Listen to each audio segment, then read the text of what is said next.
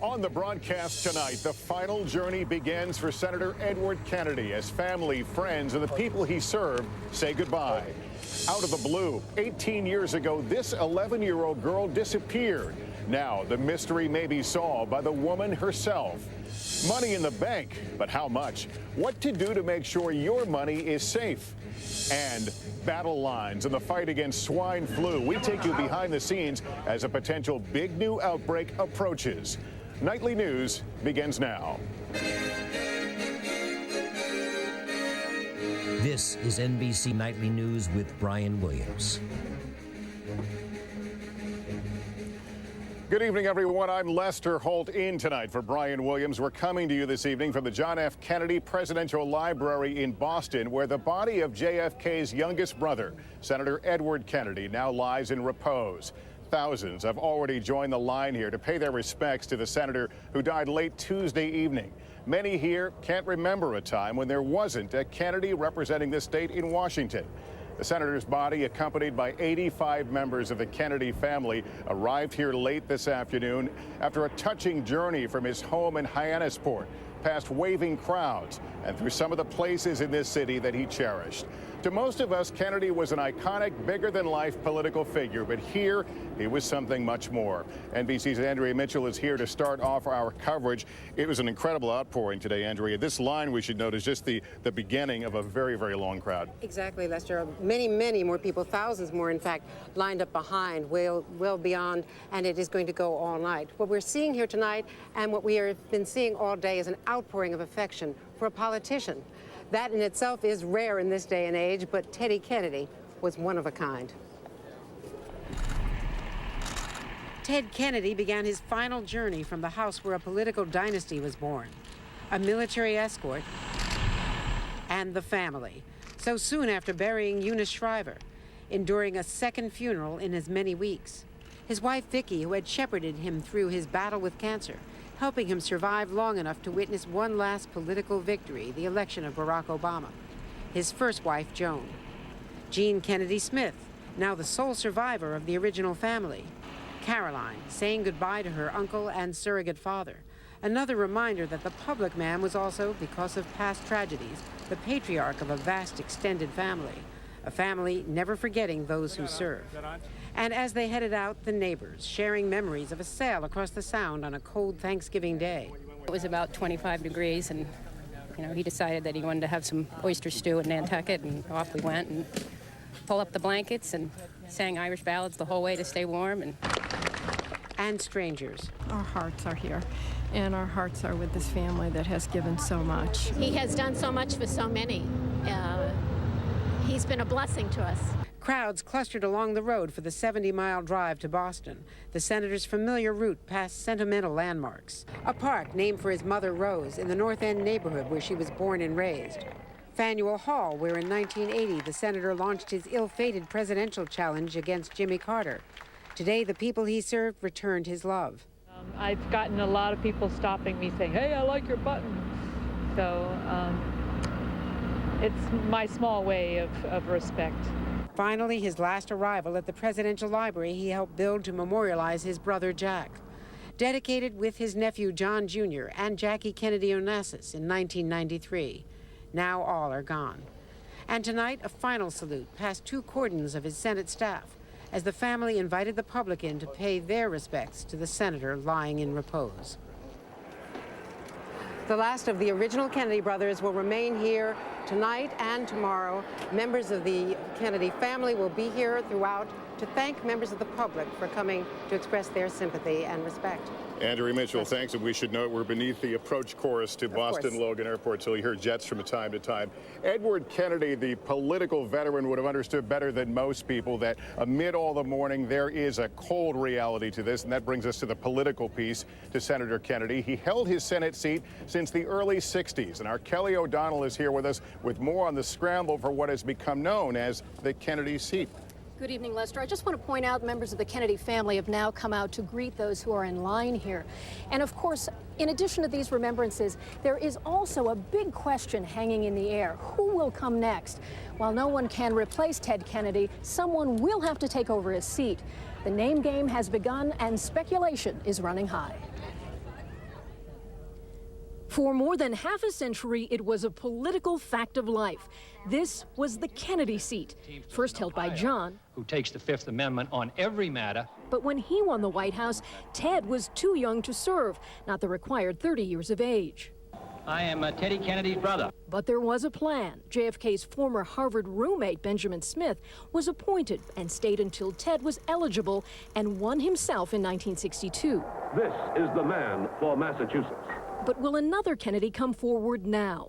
RFK's oldest son, Joe, who has already served in the House, remains visible in Boston with his business that provides heating oil to low-income families.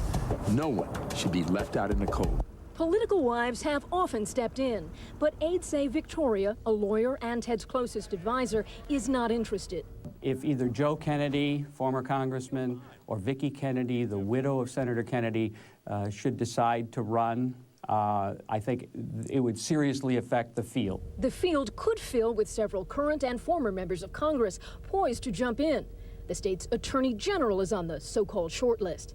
But the biggest intrigue is over a move encouraged by Kennedy himself to change current law and allow the governor power to choose a temporary replacement. Massachusetts law is different from most states and requires that Kennedy's seat remain vacant for about 5 months until a special election must be held after 145 to 160 days. Given the significance of the proposals before the Congress right now, Massachusetts needs 2 voices in the United States Senate. So I think if that bill comes to me, I will sign it.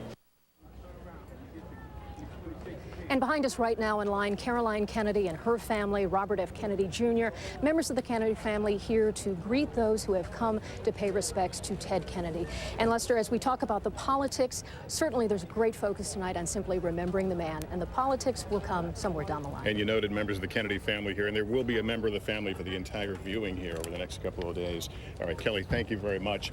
After lying in repose tonight and tomorrow, a funeral mass for Senator Kennedy is scheduled for Saturday morning here in Boston. Brian Williams anchors our coverage at 10 a.m. Eastern here on NBC. We have a stunning story to report out of California tonight, a story that began 18 years ago with the disappearance of an 11-year-old girl. What happened to her? That mystery may now be solved. We have late details from NBC's George Lewis in Placerville, California. George, good evening. Good evening, Lester. J.C. Dugard was 11 years old when she was taken. She's 29 years old today and may have had 2 children by her abductor. Police have been briefing the press about this 18-year-old cold case with a happy ending. In June of 1991, J.C. Lee Dugard was taken from a bus stop near her home in Lake Tahoe, California. Her mom made an emotional appeal for her return. I need her home. I need her to come home tonight, JC. If you hear, Mommy, I love you, and I want you. And apparently an alert parole officer tipped police that Garrido was acting strangely. That led to the conclusion of this case. Lester? Remarkable story. George Lewis tonight. Thank you. In Southern California tonight, the story is weather. Extreme heat and next to no wind, compounded by a rash of wildfires. All this creating a smoky, hazardous mess. NBC's Chris Jansing has more now from La Cañada, California. Chris? Good evening, Lester. The air quality around Los Angeles is so poor that millions of people are being advised to stay indoors. You can see smoke billowing from one of the fires behind me, and the high temperature in the region today hit 106. In other words, it's hot, it's dry, and it's dangerous. Smoke and ash hang over much of greater Los Angeles like a toxic cloud. 2 wildfires are burning in the Angeles National Forest northeast of LA. And while water-dropping aircraft and more than 1,000 firefighters have kept the flames away from suburban homes, officials say the air is seriously polluted. State scientists have been making the rounds of air quality monitoring stations. We have very poor air quality right now due to the wildfires. In fact, it's unhealthy for a large area where up to 2 million residents live. For a second day, red flag warning still up. More firefighters are on standby in San Diego to come up in case they're needed, and the forecast calls for triple-digit temperatures into the weekend. Lester? Chris Jansing, thanks. And back here in Boston, weather also on the minds. It could be a messy weekend here and in other parts of New England, depending on what happens over the next several hours to the newest tropical storm called Danny. Danny is turning tonight in the Atlantic and trying to decide if it's going to move closer to shore. The good news, however, is that the National Hurricane Center now says Danny will not become a hurricane. Still ahead as nightly news continues on this Thursday, behind the scenes with the flu trackers, trying to stay on the trail of H1N1 and plan a strategy to stop it from spreading. And later, what some of the people in this city are telling us about why Ted Kennedy was special to them. Sunday, remembering Ted Kennedy. Highlights from 45 years with us, plus those who knew him best. If it's Sunday, it's Meet the Press. Health news now. As we have been reporting, there are growing concerns about a dangerous resurgence of swine flu this fall. Health officials are mobilizing across the country, and the nerve center for those efforts is in Atlanta, Georgia, at the Centers for Disease Control. Our chief science correspondent, Robert Bazell, gives us a look behind the scenes. At the CDC's emergency.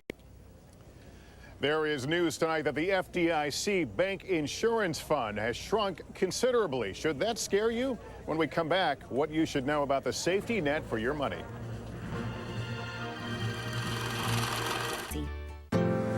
This is Today, your window on the world every morning. The Today Show, only on NBC. Back now with news about your money. You may have heard the headline today that the FDIC, the backstop for deposits when a bank fails, may itself need a bailout soon. NBC's Tom Costello explains why and what you need to know to make sure your money remains covered. For 76 years, it's been the stamp of approval that Americans have relied on to keep their money safe. But the nation's financial crisis has now got the insurer running low on cash. In 2007, 3 banks failed. Last year, 25. So far, the FDIC insures Americans' deposits at some 8,200 banks and financial institutions. No insured depositor has ever lost a penny. And the FDIC says no one ever will. Tom Costello, NBC News, Washington. On Wall Street today, the Dow extended its rally for an 8th straight day, up 37 points. When we continue tonight from Boston, Ted Kennedy's friends from the neighborhood. He had a lot of them.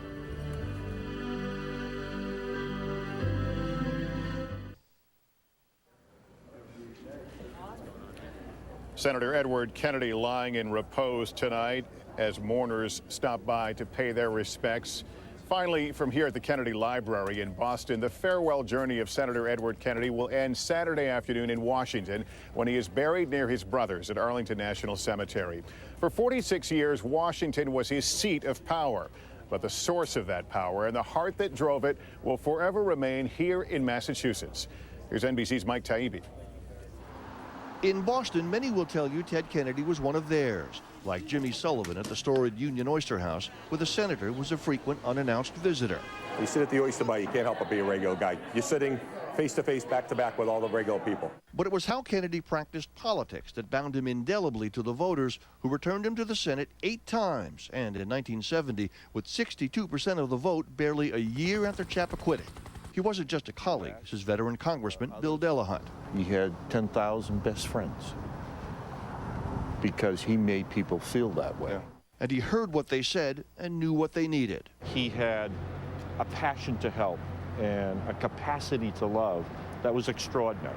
The family chose this church for the funeral mass in one of the mixed and struggling corners of the city Kennedy made it his life's work to know. And the neighborhood really embodies the type of people that he served his whole life.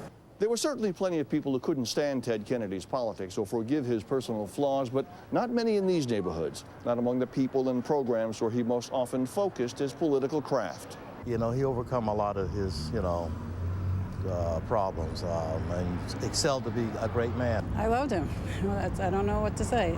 One example, when money was needed so more inner-city kids could join programs at the Boston Children's Museum, Kennedy left this voicemail for museum president Lou Casagrande. Oh, Lou, Ted Kennedy, out of the Labor Committee. No press release, just done and done. Another chunk of the $3 million he directed toward the museum. I felt I was at Congress when you got to talk to him.